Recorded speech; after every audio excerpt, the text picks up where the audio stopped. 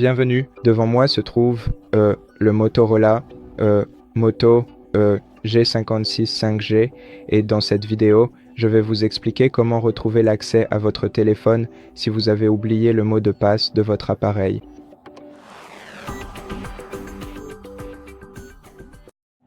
La meilleure façon de procéder serait d'essayer de vous souvenir du mot de passe que vous avez saisi la dernière fois, de le saisir et d'essayer de retrouver l'accès. Parfois, cela peut prendre un certain temps, mais cela vous fera sûrement gagner beaucoup de temps et d'efforts à l'avenir. Mais si vous n'y parvenez pas, vous pouvez également contacter le service client de Motorola, leur expliquer votre problème et leur prouver que vous êtes bien le propriétaire de votre appareil. Et si vous faites tout cela, alors ils vous aideront très probablement à récupérer l'accès à votre téléphone, sans avoir besoin de supprimer aucune information personnelle, application ou autre type de données stockées sur votre appareil. Et donc, si vous ne pouvez pas faire cela, alors vous pouvez simplement réinitialiser votre téléphone. Vous pouvez le faire à distance ou localement.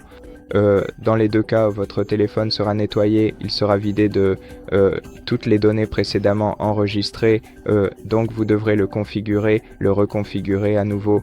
Et donc si vous souhaitez faire cela, vous pouvez soit utiliser la fonctionnalité localiser mon appareil de Google si vous ne l'avez pas désactivé sur votre téléphone. Tout simplement, si vous ouvrez le service Find Help, vous pouvez le trouver sur le web. Connectez-vous à votre compte Google là-bas en utilisant le compte Google qui est lié à ce téléphone. Trouvez votre appareil dans la liste, puis il suffit de sélectionner réinitialisation d'usine et votre appareil sera réinitialisé en un seul clic.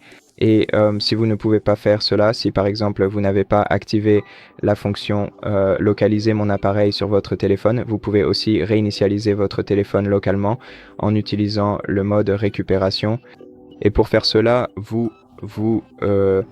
si vous ne savez pas comment faire, vous pouvez regarder la vidéo sur notre chaîne qui explique le processus étape par étape. Donc si cela vous intéresse, allez-y et jetez-y un œil. Et voilà, c'est tout pour cette vidéo. J'espère que certains de ces conseils vous seront utiles.